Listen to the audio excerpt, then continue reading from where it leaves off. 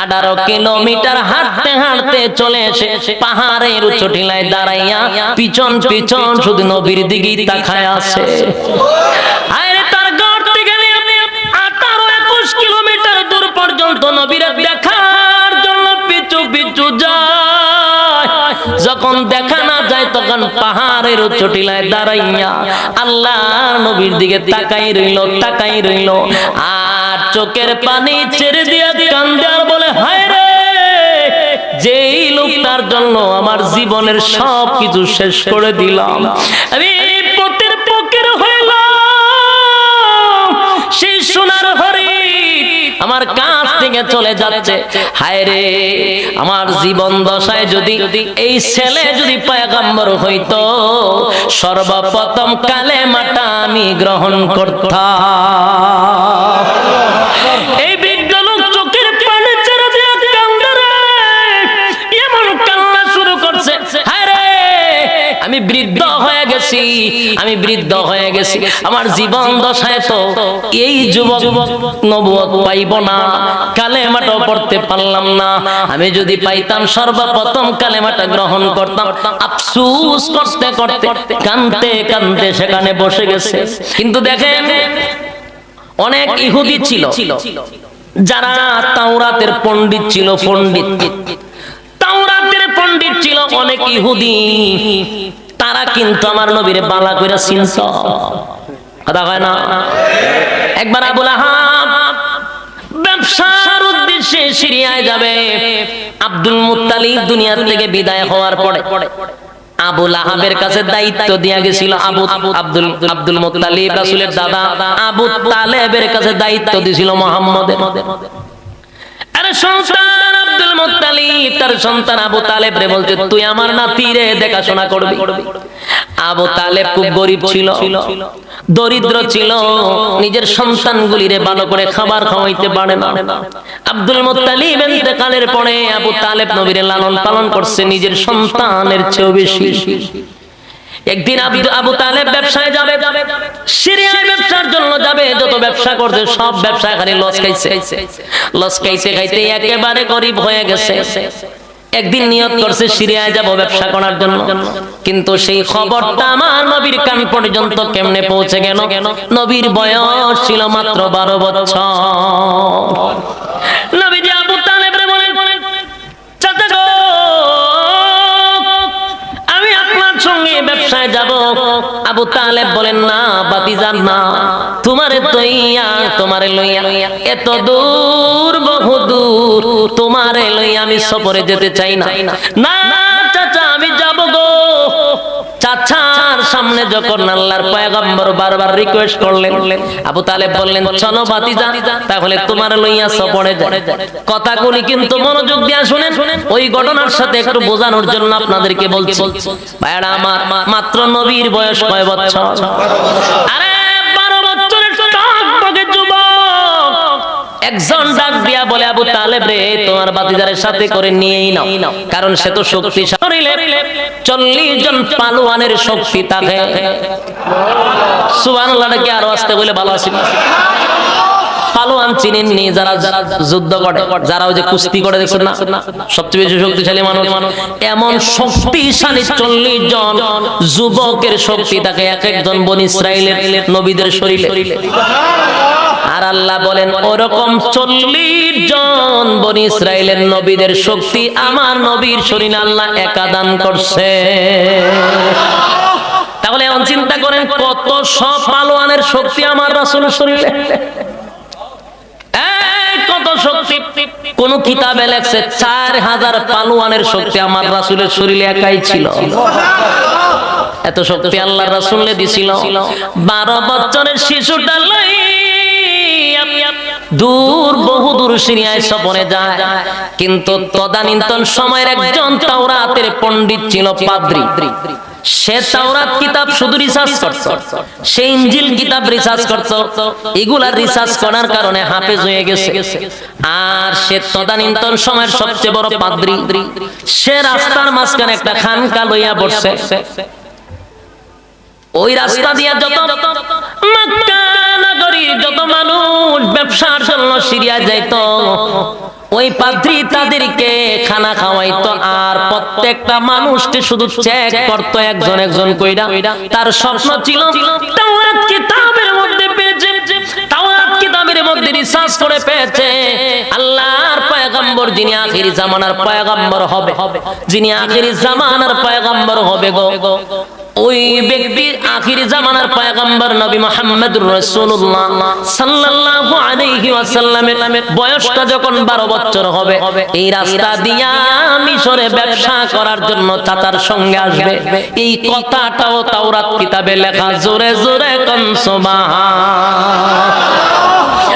আর সে তাওরাতের পাদ্রী, ওই তাওরাতের আলেম, ওই পাদ্রী সেই আশায় কবে আসবে এটা তো আর লেখা নাই, কিন্তু নবীর যখন পূর্ণ 12 বছর হবে তখন এই রাস্তা দিয়া যাবে।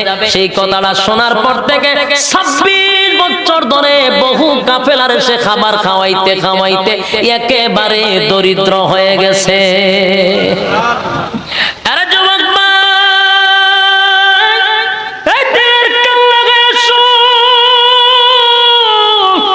সাধারণ কথা নয় গো, একজন ইহুদি আলেম নবীর আশায় আশায় 26টা বছর প্রত্যেকটা কাফেলার সে খাবার খাওয়াইতে খাওয়াইতে তার জায়গা সম্পত্তি সব বিক্রি করে রাস্তার ফকির হয়ে যাচ্ছে, শুধু আমার নবীরে একটা নজর দেখার জন্য। একটা জবান বন্ধ রাখবেন, আল্লাহু আকবার। আরো জোরে বলেন আল্লাহু আকবার। ঈমানের আওয়াজে বলেন আল্লাহু আকবার। একজন ইহুদি পাদ্রী 26 বছর ধরে, 26টা বছর ধরে ছোট ছোট মানুষ থেকে নিয়ে বড় মানুষ সবাই রে একজন একজন করে চেক করে, আর দেখে কোথায় রে 12 বছরের যুবক রে পাওয়া যায় কিনা। হ্যাঁ রে, পাদ্রী সেই দিনের অপেক্ষা করি মিশরে নবী মুহাম্মদুর রাসূলুল্লাহ সাল্লাল্লাহু আলাইহি ওয়াসাল্লাম মিশরে চাচার সঙ্গে ব্যবসা করতে আসবে, সে আশায় পাদ্রী মাঝখানে বসা ছিল। সেদিন আল্লাহর পয়গম্বরকে লইয়া 63 জন না 72 জনকে লইয়া একটা কাফেলা সিরিয়ার দিকে ব্যবসার উদ্দেশ্যে রওনা দিছে। সেই কাফেলার মধ্যে আমার পয়গম্বর ছিল, বয়স ছিল 12 বছর। উনি যখন যাচ্ছিলেন ওই সময় রাস্তার কাছে পাদ্রীর খানকার একটু আগে তারা একটু বিশ্রাম নিলেন। অনেক রাস্তা অতিক্রম করে আসছে, ক্লান্ত, একটু বিশ্রাম নিলেন। একটা বিশাল আকৃতির গাছ ছিল, এটার ছায়ার নিচে সবাই গিয়ে একবার বসে, গাছের ছায়ার নিচে সবাই গিয়ে বসে গেছে। আল্লাহ নবী চিন্তা করলেন, বয়স মাত্র 12 বছর, চিন্তা করলেন চাচারা বসা, মুরব্বীরা বসা, রে কেমনে আমি এখানে গিয়া বসি। তাই নবী একটু দূরে গিয়া একটা মরা গাছের নিচে নবী দাঁড়ায়া গেলেন। যেই গাছের উপরে কোনো পাতা ছিল না, ঢালগুড়ি মরে গেছে, গাছটা মরে গেছে। আল্লাহর পয়গম্বর প্রচন্ড রৌদ্রে গাছের গোড়ায় দাঁড়িয়ে আছে, চাচাদের সামনে যায় নাই। কিন্তু আল্লাহ রাব্বুল আলামিনের বন্ধু ওই মরা গাছের কিনারায় যেতে না যেতেই আল্লাহর পক্ষ থেকে সেই গাছটাকে জিন্দা করে দিল।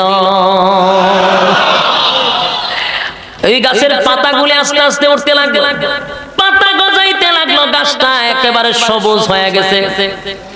ওই পাদ্রী সেখান থেকে দাঁড়াইয়া দাঁড়াইয়া দৃশ্যগুলি দেখে আশ্চর্য হয়ে গেছে, আর বলতে লাগছে বহু দিনের সাধনা, বহু দিনের সাধনার পরে আমার আফসোস পুরা হয়ে গেল রে। এই সেই যুবক, যে যুবকের জন্য 26টা বছর আমি খাবার খাওয়াইতে খাওয়াইতে আমি দরিদ্র হয়ে গেছি, আজকে আমার মনের আফসোস পুরা হয়ে গেল। ওই পাদ্রী দাঁড়ায়া দেখে মরা গাছ, মরা বৃক্ষটা বৃক্ষটা সবুজ হয়ে গেল। আর রাসূল যেদিকে যায় আকাশের মেঘমালা যেন আমার নবীর ছায়া দেয়। যেদিকে যায় সেদিকে নবীর ছায়া দেয় গো। পাদ্রী সব দেখার পরে তাকায়া দেখে নবী যেদিকে যায় ওই দিকে নবীর কোনো ছায়া পড়ে না, কারণ নবীর কোনো ছায়া ছিল না। আমরা হাঁটলে কিন্তু ছায়া আসে, আমার পয়গম্বরের কোনো ছায়া ছিল না। এবার পাদ্রী তার মনের আফসোস পুরা হইল, দৌড়াইয়া কাফেলার মধ্যে গেল, গিয়া বললেন আপনারা এই কাফেলাটা মক্কা থেকে আসছেন? বলে হ্যাঁ। আপনারা কি কুরাইশ বংশের? বলে হ্যাঁ। আপনার এই কুরাইশ বংশের এই কাফেলার সর্দার কি আবু তালেব? বলে হ্যাঁ। এরা শুনতে গেছে কোথাকার লোক আমাদের সব জানা শুরু হয়েছে। এবার বললেন আমি আপনাদেরকে একটু খাবার খাওয়াইতে চাই, আপনাদেরকে আমি একটু আদর আপ্যায়ন করতে চাই। আপনারা বহু দূর থেকে সফর করে আসছেন গো, আমি আমার নিজের হাতে আপনাদেরকে একটু খাবার খাওয়াতে চাই। আরে যুবক ভাই, এবার আবু তালেব তার দরবার খানা খাওয়ার জন্য প্রস্তুত হয়ে গেল। ওই পাদ্রী খানার আয়োজন করছে। খানার আয়োজন করার পরে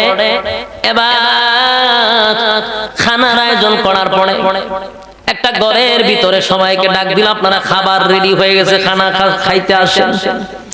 এখন বিশাল কাফেলা, তো দামি দামি মাল আছে যেগুলা মিশরে নেওয়া হবে বিক্রি করার জন্য।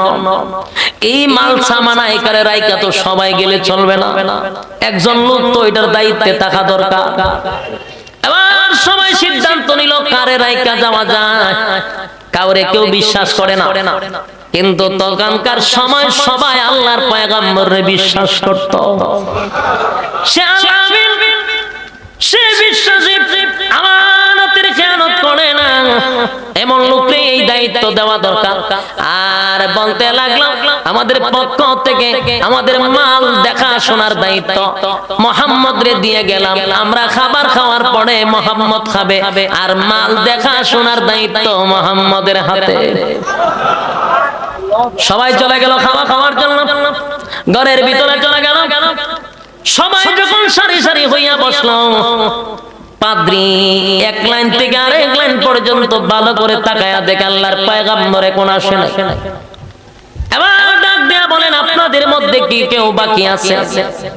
কিন্তু এখনো পাদ্রী স্পষ্ট করে ওনার নামটা বলে না। পাদ্রী কিছু বুঝাইতে চাচ্ছে না, খালি বারবার বলতেছে আপনাদের মধ্যে কি কেউ বাকি আছে? তারা বললেন কেউ নাই। না অবশ্যই আছে, কয়েকজন আছে। মুহাম্মদ আমাদের বাতিজা, আমাদের ব্যবসায়ী মাল পাহারা দেওয়ার জন্য তারে দাঁড় করে আনছে, আমরা খাবার খাওয়ার পরে তারে খাওয়াবো। পাদ্রী বলে না, একটা লোক যদি বাকি থাকে আমি একজনও খাওয়াবো না। সুবহানাল্লাহ। বাড়িতে পাদ্রী চিন্তা করে হায় রে, যার জন্য 26টা বছর আমি যার অপেক্ষা 26টা বছর আমি মানুষদেরকে খাবার খাওয়াইতে আমার সব শেষ করে দিলাম, পথের ফকির হয়ে গেলাম। যার জন্য আয়োজন করলাম সেই লোকটারে এখন পর্যন্ত তারা বসতে দেয় নাই, আমি তারে না ঢোকানো পর্যন্ত একটারেও খাবার দিব না। চিন্তায় পড়ে গেল। এবার আল্লাহর পয়গম্বররা যখন আনছে খাবার দিছে, সবাই যখন খানা খাইলো, সবাই চলে যাওয়ার পরে ওই পাদ্রী আবু তালেব রে ডাক দিয়ে একটা কামরার ভিতরে নিছে, নিয়া কয় আবু তালেব কি আপনার নাম? বলে হ্যাঁ। সত্য করে বলুন ওই 12 বছরের বালকটা আপনার কি হয়? বলে আমার ছেলে হয়। না, আমি বিশ্বাস করি না এটা আপনার ছেলে হতে পারে না। বলে হ্যাঁ এটা তো আমার ছেলে। না রে, আমার সাথে মিথ্যা কথা বইলা কোনো লাভ নাই। আরে আবু তালেব আমার সাথে মিথ্যা কথা বলবি না, আমি তাওরাতের আলেম, আমি ইনজিলের আলেম, আমি সব তত্ত্ব জানি, আমার সঙ্গে মিথ্যা বইল না, সত্য করে বলো এই ছেলের বাবা কোথায়? সেটাও আমি জানি, কিন্তু জানতে চাই এটা কি তোমার সন্তান? সত্য করে আমার কাছে বল, আমি সব জানি। আবু তালেব বললেন, জানেন যেহেতু তাহলে শুনেন, এই 12 বছরের বালক হলো আমার ভাতিজা। এবার পাদ্রী কয়, হ্যাঁ এটা সঠিক, আপনার ভাতিজা সেটা সঠিক, কিন্তু সন্তান হতে পারে না, কারণ আমি তো তাওরাত কিতাবে পাইছি এই সন্তান দুনিয়াতে আসার আগে তার বাবা দুনিয়া থেকে বিদায় হয়ে যাবে। আমার তো অঙ্কে মিলে না, আপনি বলতেছেন আপনার সন্তান, কিন্তু আমি পাইছি তার বাবা দুনিয়াতে আসার আগেই মারা যাবে। এতক্ষণে আমার বোঝা আসছে। ঠিক আছে, সমস্যা নাই, এটা দিছে মাদ্রাসা। কালেকশন কি আপনারা এতক্ষণ করছেন? আমার কি কালেকশনের লেগে আনছেন? কালেকশনের লেগে না আনলে আমার কালেকশন দিবেন কেন? বসেন, শেষ করে নিতে 5 মিনিট বসেন, 5 মিনিট ইনশাল্লাহ শেষ করতেছি। বসেন, লড়বেন না, আমার তো ডাবল সুবিধা। আরে শেষ করতেছি, বসেন, বিরক্ত হবেন না, কমিটি বিরক্ত হয়ে গেছে। শেষ করতেছি, কথাগুলি মনোযোগ দিয়ে শুনুন। আবু তালেব ওই পাদ্রী বলতেছে তোমার ভাতিজা আমার বিশ্বাস হইছে, কিন্তু তাওরাত কিতাবে স্পষ্ট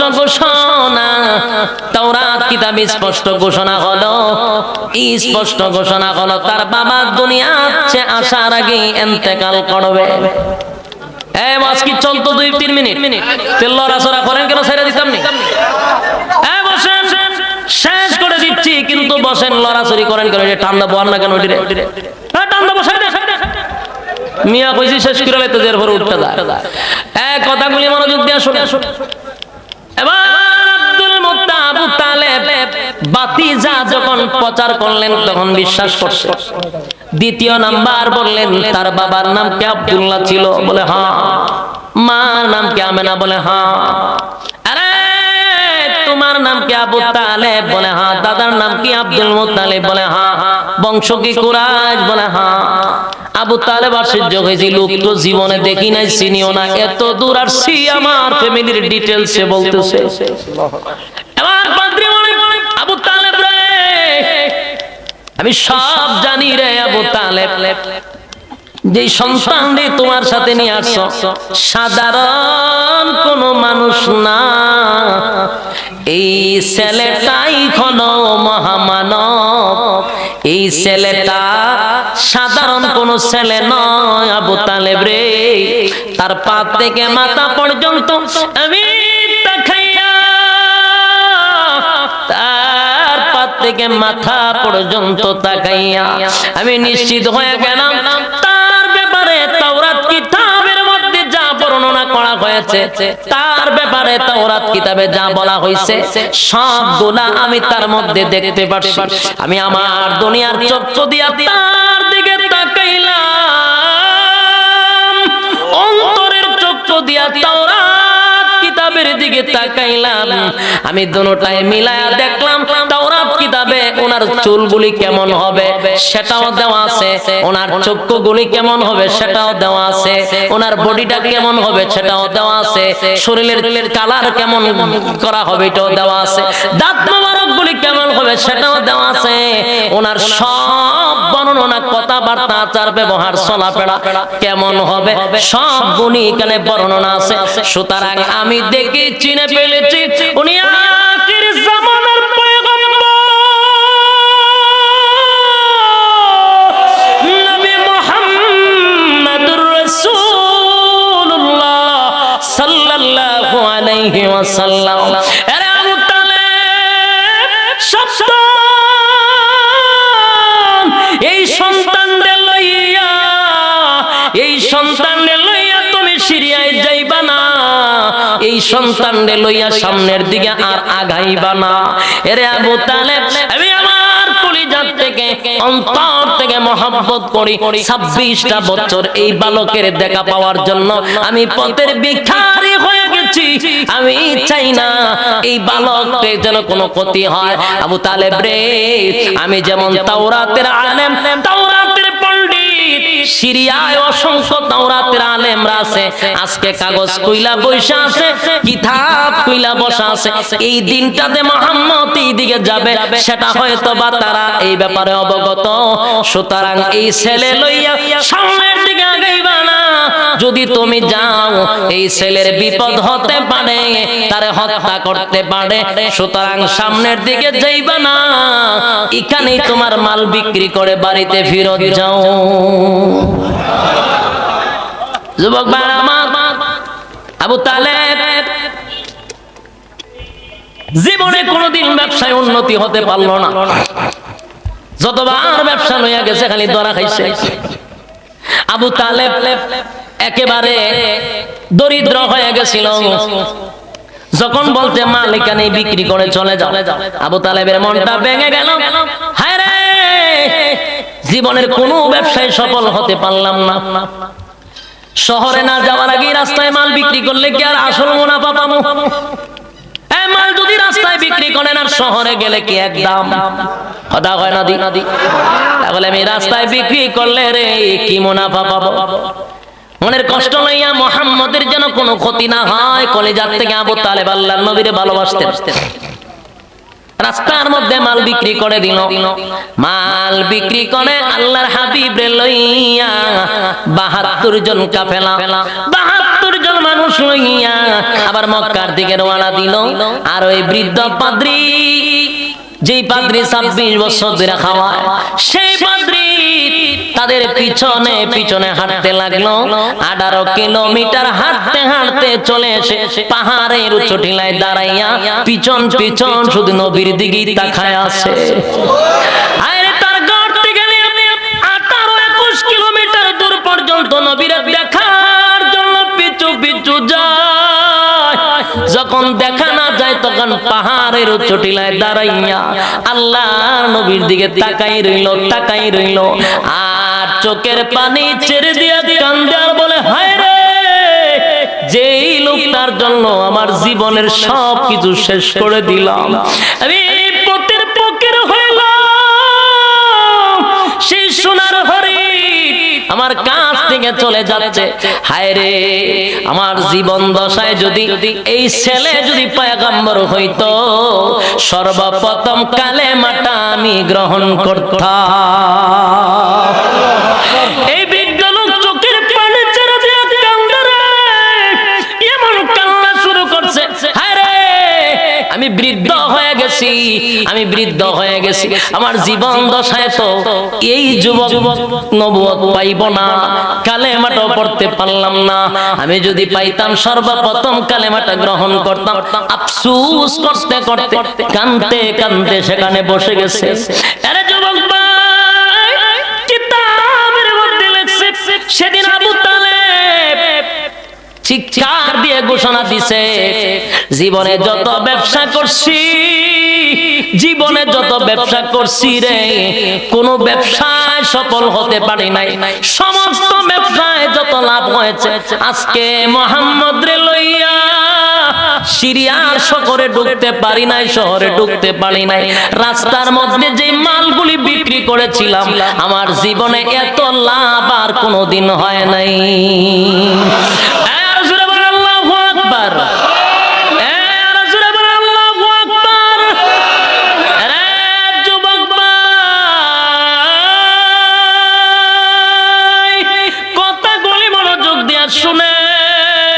একটা বৃদ্ধ পাদ্রী, ইহুদি পাদ্রী আমার নবীরে চিনল রে, নবীর জন্য জীবন জৈবন সব শেষ করলো।